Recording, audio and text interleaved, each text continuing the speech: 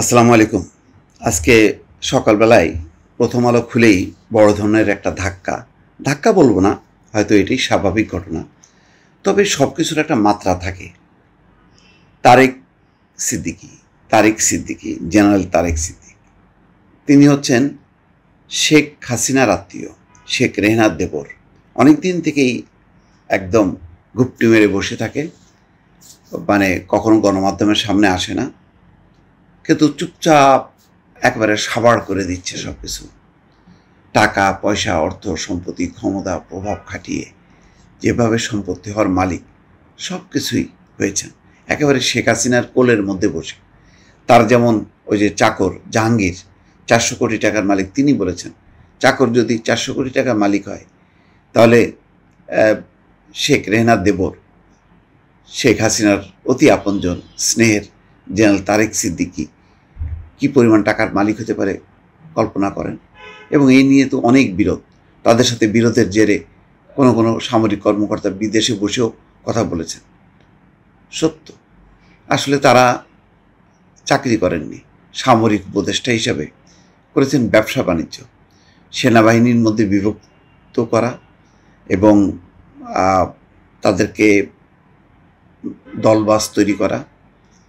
কালকে দেখলাম যে ডিপিএস আশরাফুল আলম খোকন, প্রধানমন্ত্রীর প্রেস উইংয়ের যে ডিপিএস, তিনি বলছিলেন যে একজনের কারণে 2018 সালের নির্বাচনটা ভালো হইতে পারল না, এবং ওই জালিয়াতির নির্বাচন 3 ভোট রাতে করার, ওটাই ছিল শেখ হাসিনার পতনের ভিত্তি,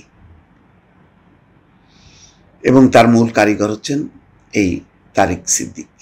দেখেন কি আছে, মানুষের তো একটা সীমা থাকে সম্পদের। তিনি হলেন সামরিক উপদেষ্টা, সামরিক বাহিনীতে ছিলেন। তারেক সিদ্দিকের নামে গাজীপুরে বাগান বাড়ি আছে 2টা, একটা না 2টা, খেয়াল করেন। তারপর কি আছে, ঢাকার গুলশান এবং বাড়িধারায় রয়েছে বাড়ি ও ফ্ল্যাট, বাড়িও আছে ফ্ল্যাটও আছে। কত লাগে একজনের? তারপরে কি আছে, বসুন্ধরা আবাসিক এলাকায় রয়েছে 3টা প্লট। এটা কে দিছে? নিশ্চয়ই বসুন্ধরা শাহ আলম উপহার হিসেবে দিছে। গাজীপুর এবং নারায়ণগঞ্জে রয়েছে 48 বিঘা জমি।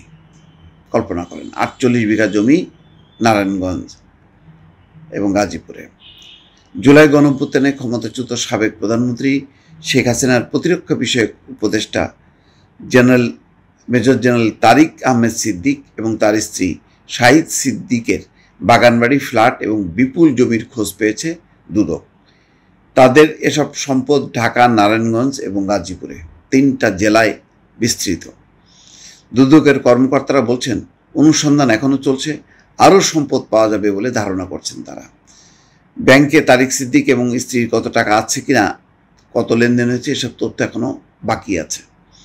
দুদকের নথি অনুযায়ী তারেক সিদ্দিকের নামে গাজীপুরে বাগান বাড়ি আছে 2টা, ঢাকার গুলশানে রয়েছে একটি 7তলা বাড়ি, ঢাকার গুলশানের মতন জায়গায় একটা 7তলা বাড়ি। ঢাকার বসুন্ধরা আবাসিক এলাকায় রয়েছে 3টি প্লট তার এবং তার স্ত্রীর। বাড়িধারায় রয়েছে 4টি ফ্ল্যাট, বাড়িধারায় একটি ফ্ল্যাটের একাংশ।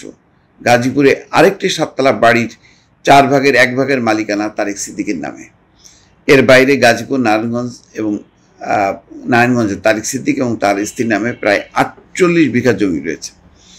বাগানবাড়ি, জমি, ফ্ল্যাট মিলিয়ে তারেক সিদ্দিকের সম্পদের দলিল মূল্য দেখানো হয়েছে 38 কোটি টাকা। দলিল মূল্য, এটা তো কমে দেখানো হয়, যদিও সেখানে বাসিন্দারা বলছেন সেখানে যে দাম সম্পদের দলিল দেখানো হয়েছে বাজার মূল্য তার কয়েকগুণ, তার মানে কয়েকশো কোটি টাকার মালিক। জাহাঙ্গীর ছিল 400 কোটি টাকার মালিক, তারেক সিদ্দিক যদি 4000 কোটি টাকার মালিক হয় অবাক কিছু নাই, এটাই স্বাভাবিক। শেখ হাসিনা এগুলি চর্চা করেছেন 15 বছর ধরে। এই ধরনের দুর্নীতিবাজ, চাটুকার, তার আত্মীয় স্বজন কেউ 100 কোটি টাকার নিচে কেউ মালিক না।